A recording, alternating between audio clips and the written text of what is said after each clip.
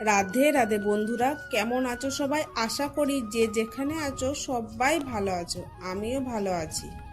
বর্ধমান জেলা থেকে আমি মনিকা তোমাদের সামনে নিয়ে চলে এলাম নিত্যদিনের নতুন একটা ব্লগ।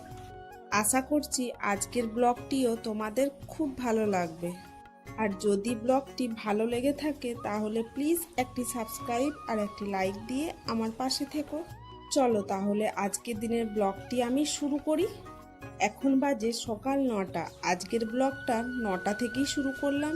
আজকে আমি প্রথমে ঘুম থেকে উঠে মনার জন্য ব্রেকফাস্ট তৈরি করে রেখে দিয়েছিলাম। তারপর মনা যখন ঘুম থেকে উঠে গিয়েছিল ওকে খাইয়ে দিয়েছি। আর তোমরা তো সবাই জানো এখন তো আমার বাসি কাজের ঝামেলা নাই, কারণ আমি এখন ঘরেতে আছি। মা সব বাসি কাজ করে পরে ডিউটি যায়। তাই মনাকে ব্রেকফাস্ট করিয়ে দিয়ে আমি মুড়ি খেতে বসে পড়েছি। মনা কিন্তু সবেমাত্র ব্রেকফাস্ট করেছে, কিন্তু দেখো বাটি করে মুড়ি নিয়ে আবার আমার সাথে খেতে বসে পড়েছে। আজকে জানো তো মুড়ি খেতে আলু ভাজা করেছিলাম, আর মনা তো আমাদের আলু ভাজা খেতে খুবই ভালোবাসে। মোনা কিন্তু ওর বাটিতে থাকা মুড়িগুলো খাচ্ছিল না, মুড়ির মধ্যে যে আলু ভাজাগুলো দিয়েছি ওইগুলোই তুলে তুলে খাচ্ছে, আর একবার করে আমার থালার থেকে দুটি করে মুড়ি নিয়ে নিচ্ছে। আর জানো তো মোনা যে শুধু আমার সাথে খাচ্ছে সেটা নয়, বাড়িতে যে যখন যতবার খেতে বসবে মোনা তার সঙ্গে ততবারই খেতে বসে। খায় না ঠিক, কিন্তু ছড়াবে। মা আমাকে বলে জানো তো, তুইও ছোটবেলাতে যে যখন খেত তার সাথেই খেতে বসে পড়তিস।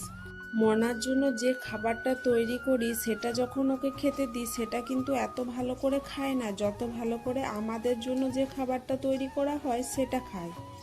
আমার তো মুড়ি খাওয়া হয়ে গিয়েছিল, তাই আমি উঠে গিয়েছিলাম, কিন্তু মোনা তখনও বাটিটা নিয়ে বসেছিল। খায়নি, কিন্তু ছাড়েও নাই জানো তো বাটিটা, ওই জন্য ওকে নিয়ে পরে ওটা বসিয়ে রেখে দিয়েছিল। তো কিছুক্ষণ পরই মোনা বাটির মধ্যে থাকা মুড়িগুলো এনে পরে ছুঁড়ে ফেলে দিল, আর বোতলে জানো তো 1 বোতল জল ছিল, সব জলটা সিঁড়িতে এসে ঢেলে দিল। তারপর মুরগিগুলোকে ডাকছে, আয় আয় খেয়ে যা, আয় আয় খেয়ে যা করে। এত বদমাস। আজকে আর আমি রান্না চাপাইনি, বুনি রান্না চাপিয়েছিল। দেখো বুনির ভাতও নেমে গেছে, আর ওদিকে কড়াইয়ে তরকারিটা চাপাবে, এখনো চাপায়নি। যদি বাড়িতে বুনি রান্না করে জানো তো অনেক তাড়াতাড়ি চাপিয়ে দেয়। ও কি বলে বলো তো, তাড়াতাড়ি রান্না হয়ে গেলে বসে থাকবো শুয়ে থাকবো, রান্নাটা আগে তাড়াতাড়ি করে নি। আর মা হলে একটু দেরি করে চাপায়, মা বলে এত তাড়াতাড়ি করে করার কি আছে।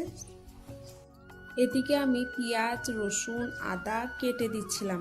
বুনি বলল একটু কেটে দে তো, তাই কেটে দিচ্ছি। পেছেটার মধ্যে এক পেছে পেঁয়াজ রয়েছে, দেখতে পাচ্ছ বাঁধা। এগুলো কিন্তু আমাদের ঘরের চাষের পেঁয়াজ, বাবা বসিয়েছিল।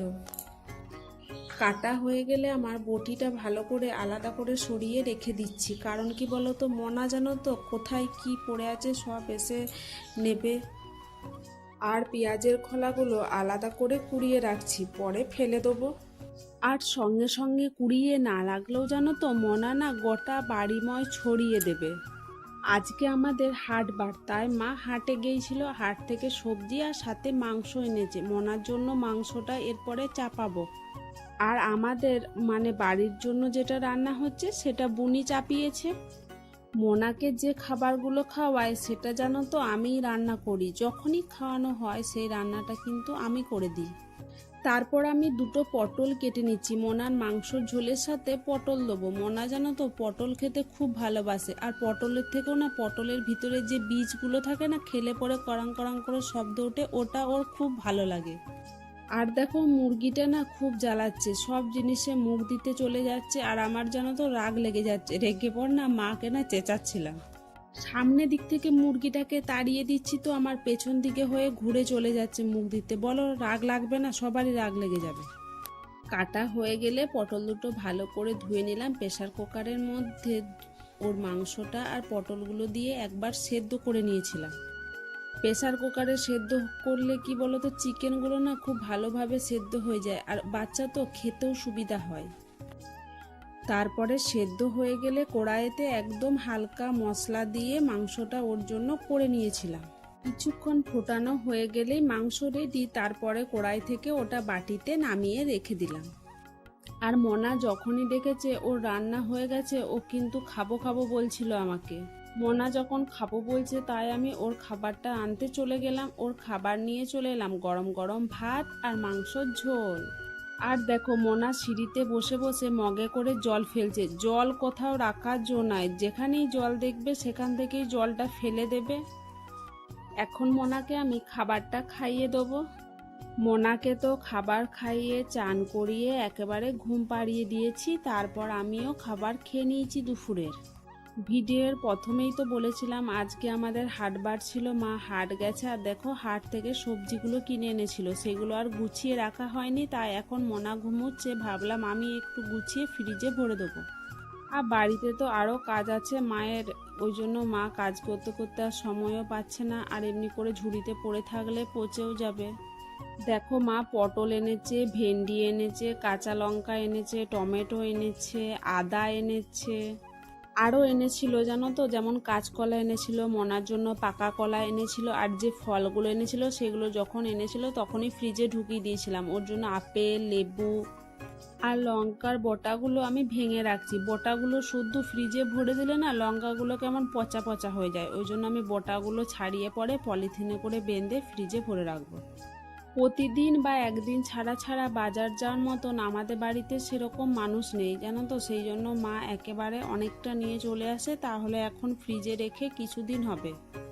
এখন তো আমি রয়েছি তাও কিছুটা গুছিয়ে দিচ্ছি, যখন মা ধরো একা থাকে তখন আরও সমস্যা হয় একা সব কাজ করা, তাহলে কি প্রতিদিন বাজার যাওয়া সম্ভব বলো, আর ডিউটিও থাকে। সব সবজিগুলো আলাদা আলাদা করে পলিথিনে বেঁধে আমি ফ্রিজের ভিতরে ভরে দিয়েছিলাম। পর চলে এলাম একেবারে সন্ধেবেলায়। আজকে বনি সন্ধেবেলাতে পাস্তা আর ফুচকা বানিয়েছিল।